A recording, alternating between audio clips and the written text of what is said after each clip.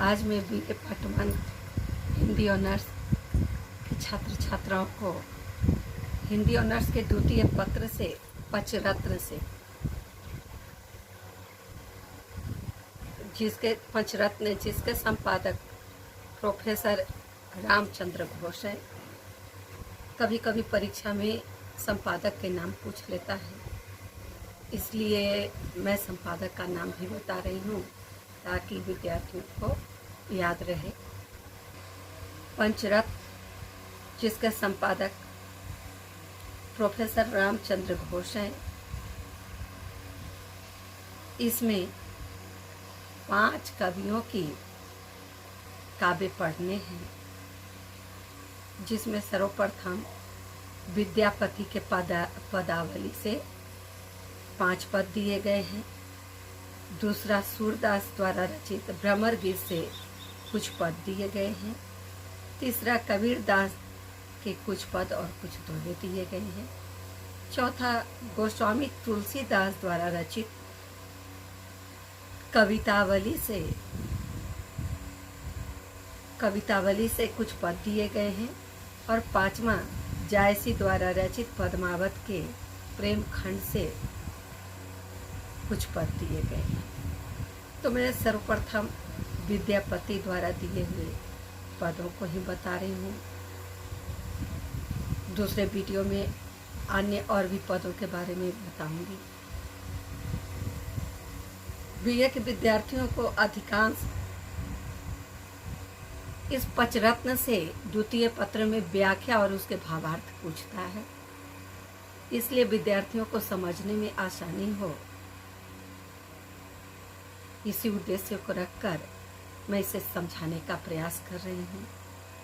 विद्यार्थियों को इससे संबंधित कुछ प्रश्न, कुछ समस्याएं जो भी हों, उसे मैसेज करके मुझसे पूछ सकते हैं।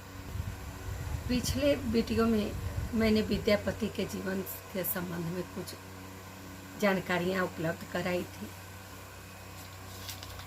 फिर भी इस पद में भी कुछ बता रही हूँ, कारण कि विद्यार्थियों को बार बार पूछता है परीक्षा में विद्यापति का जन्म कब और कहाँ हुआ था।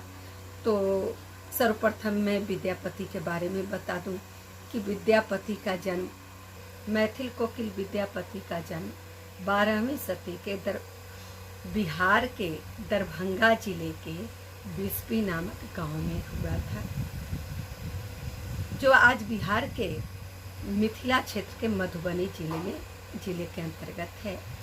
विद्यापति का पूरा नाम विद्यापति ठाकुर है तथा इनकी माता हांसनी देवी एवं पिता गणपति ठाकुर थे तथा इनके गुरु मिथिला के सुप्रसिद्ध विद्वान पंडित हरि मिश्र थे।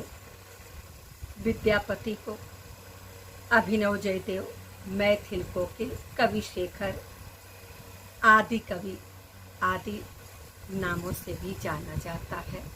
विद्यापति मैथिली संस्कृत अपभ्रंश के सिद्धहस्त कवि हैं। विद्यापति द्वारा रचित उनकी काव्य रचनाएं कीर्तिलता, कीर्तिपताका अपभ्रंश में है। पुरुष परीक्षा, भूप परिक्रमा संस्कृत में। मात्र पदावली मैथिली में इनकी एकमात्र रचना है, जो गीति काव्य है, जिसमें श्रृंगार और भक्ति के अनुपम धारा बही है, जिस कारण विद्यापति को अभिनव जयदेव की उपाधि दी गई।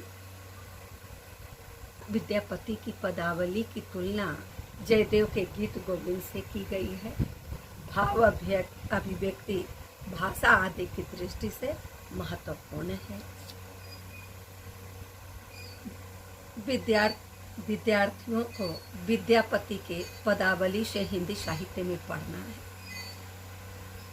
विद्यार्थी जब इनके भक्ति और श्रृंगारिक दोनों ही पदों को पढ़ते हैं, तो विद्यार्थियों में यह संशय उठता है कि विद्यापति भक्त थे अथवा श्रृंगारिक। मूलतः विद्यापति शैव थे। शिव के परम भक्त होने के कारण उनके संदर्भ में कहा जाता है कि भगवान शिव उगना नाम से इनके घर में चाकरी भी किए दास के रूप में। विद्यापति की पदावली भाव अभिव्यक्ति कला भाषा आदि की दृष्टि से महत्वपूर्ण माना जाता है। विद्यार्थियों का विद्यापति के भक्ति और सिंगारिक दोनों ही पदों को देखकर दो वर्ग हो गए। एक वर्ग जो विद्यापति को भक्त मानता है, पदावली में विद्यापति ने गंगा स्तुति, शिव स्तुति, माँ भैरवी स्तुति एवं भक्ति के और भी अनेक, राधा कृष्ण की भक्ति के अनेक पदों की इन्होंने रचनाएं की और सिंगारिक पदों की भी इन्होंने रचनाएं की, जिस कारण विद्यार्थियों का दो समूह बन गए हैं, दो वर्ग बन गए हैं। एक वर्ग जो इन्हें भक्त मानता है और दूसरा वर्ग इन्हें श्रृंगारी मानता है। विद्यापति को श्रृंगारी कवि कहने के पीछे जिन विद्यार्थियों का तर्क है, उनका मानना है कि विद्यापति भक्त हैं, शैव हैं, किंतु उन्होंने भक्ति की मर्यादा का भी कहीं कहीं अपने पदावली में उल्लंघन किया है। विद्यापति ने भगवान शिव के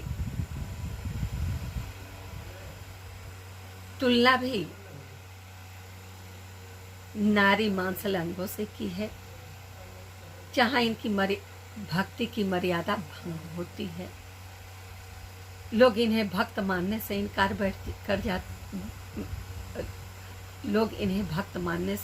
कर बैठते हैं, क्योंकि भक्ति की एक मर्यादा होती है और जो कवि भक्त हैं वह इस मर्यादा के अंतर्गत ही आते हैं। अगर हम तुलसीदास जी को माने तो उन्होंने रामचरितमानस के बालकांड में ही शिव पार्वती की विवाह का वर्णन किया है और मानस में शिव विवाह के वर्णन और विवाह के उपरांत जब विवाह के बाद की बारी आती है तो तुलसीदास जी उनके सिंगारिकता का वर्णन करने के बजाय यह लिखकर कलम रोक देते हैं कि जगत मातु पितु शंभु भवानी और तेहि सिंगार न के हो बखानी। किन तब जन्मे 59 बदन कुमारा तारक असुर समर जेहि मारा। किंतु इन्होंने राधा कृष्ण का वर्णन या अन्य देवी देवताओं का वर्णन करते हुए भी अपने काव्य में सिंगारिकता का, नारी अंगों का इतना अधिक मांसल वर्णन किया है जो इन्हें भक्ति की मर्यादा से बाहर कर देती है।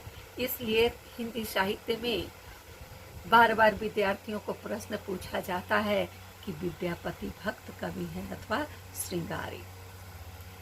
तो विद्यापति के 5 पद आप लोग को पढ़ने हैं हिंदी ऑनर्स के विद्यार्थियों को। द्वितीय पत्र में विद्यापति हो, सूर हो, तुलसी हो, कबीर हो, इन सब के पंचरत्न में दी हुई व्याख्या की पंक्तियां पूछता है, जिसमें मैं एक काव्य अभी बतलाने जा रही हूँ। तो पहला पद जो मैं बताने जा रही हूँ वह है माधव कत तोर करब बड़ाई, उपमा तोहर कहब ककरासन कहतहूँ अधिक लजाई। तो सर्वप्रथम विद्यार्थियों को जब व्याख्या पूछे तो सब प्रसंग व्याख्या करना चाहिए। सर्वप्रथम प्रस्तुत पंक्तियां विद्यापति द्वारा रचित हैं। विद्यापति के पदावली से ली गई हैं। दूसरा, किस प्रसंग में वर्णन हुआ है, तो प्रसंग लिखकर डैश देकर विद्यार्थियों को लिखना होगा कि प्रस्तुत पद में विद्यापति ने भगवान श्री कृष्ण के अनुपम रूप सौंदर्य का, अनुपम उनकी महिमा का वर्णन किया है। उसके बाद व्याख्या करना होगा। तो मैं सप्रसंग व्याख्या कर रही हूँ कि विद्यापति ने प्रस्तुत पद में भगवान श्री कृष्ण के अनुपम महिमा का वर्णन किया है जो अतुलनीय है। इस संदर्भ में विद्यापति कहते हैं कि हे माधव, माधव कत तोर करब बड़ाई। हे श्री कृष्ण, मैं तुम्हारी क्या प्रशंसा करूं और तुम्हारी महिमा। माधव कत तोर करब बड़ाई। हे श्री कृष्ण, मैं तुम्हारी क्या प्रशंसा करूं। उपमा तो हर कहब ककरासन, कहता हूँ अधिक न जाई। हे श्री कृष्ण, मैं तुम्हारी तुलना किससे करूं। तुम्हारी तुलना संसार के किसी वस्तु से करने में मुझे बहुत संकोच होता है, क्योंकि तुम तो अतुलनीय हो। तुम्हारी तुलना संसार में किसी से नहीं की जा सकती है। फिर भी कवि प्रयास करते हुए कहता है कि जो श्रीखंड सौरभ अति दुर्लभ, तो पुनि काठ कठोरे। विद्यापति कहते हैं कि हे श्री कृष्ण, यदि मैं तुम्हारी तुलना श्रीखंड अर्थात चंदन से करता हूँ, जिसका सुगंध अति दुर्लभ है, तो आभास होता है कि आखिर वह तो काठ है, कठोर है, किंतु तुम तो दयालु कोमल भक्त वत्सल हो, इसलिए तुम्हारी तुलना चंदन से नहीं की जा सकती। ज्यो जगदीश निशा करते हो पुनि एक ही पक्ष उजोरे। कवि कहता है कि हे श्री कृष्ण, यदि मैं तुम्हारी तुलना चांद से करता हूँ, निशाकर चांद। हे श्री कृष्ण, मैं तुम्हारी तुलना अगर चांद से करता हूँ तो आभास होता है कि चांद का तो एक ही पक्ष उजाला है। महीना में 2 पक्ष होते हैं, कृष्ण पक्ष और शुक्ल पक्ष। तो शुक्ल पक्ष तो उजाला है, लेकिन कृष्ण पक्ष अंधेरा है। तो हे श्री कृष्ण, अगर मैं तुम्हारी तुलना चांद से करता हूँ तो आभास होता है कि उसका तो एक ही पक्ष उजाला है, दूसरा पक्ष अंधेरा है, किंतु तुम तो सर्व प्रकाशमान हो, इसलिए तुम्हारी तुलना चांद से नहीं की जा सकती। मनिक समान आन नहीं दोसर, तिन कर पाथर नामे। विद्यापति कहते हैं कि हे श्री कृष्ण, मैं तुम्हारी तुलना मणि से करता हूँ। मणि जो संसार में सबसे अधिक बहुमूल्य है, मैं उससे तुम्हारी तुलना करता हूँ। तो आभास होता है कि मणि आखिर पत्थर है, किंतु तुम तो दयालु कोमल हो, इसलिए तुम्हारी तुलना उस मणि से नहीं की जा सकती। कनक कदली देखी छोटी लज्जित भय, एक ही ठामे। विद्यापति कहते हैं कि हे श्री कृष्ण, यदि मैं तुम्हारी तुलना उस सोने के केले के स्तंभ से करता हूँ जो मंगल है, शुभ है, तब आभास होता है कि वह एक तो छोटा और दूसरा एक ही स्थान पर प्रतिष्ठित रहता है, एक ही जगह पर स्थित रहता है, किंतु तुम तो सर्वव्यापी और अनंत हो, इसलिए तुम्हारी तुलना उस सोने के केले के स्तंभ से भी नहीं की जा सकती। विद्यापति कहते हैं, तो हर समान एक तो ही माधव, मन होई छे अनुमाने। हे श्री कृष्ण, मैंने मन में अनुमान करके देख लिया कि संसार में तुम्हारे समान और दूसरा कोई नहीं, मात्र एक तुम ही हो। सज्जन जन स्नेह उचित थिक। कवि विद्यापति भाने कवि कहते हैं कि जो सज्जनों के साथ उचित प्रेम करने वाले हैं, हे श्री कृष्ण, हे प्रभु, मैं तुम्हें भजता हूँ। इस अगले वीडियो में मैं दूसरे पद को भी डालूंगी। जो भी इससे संबंधित प्रश्न हो, विद्यार्थी मुझसे पूछ सकते हैं। धन्यवाद।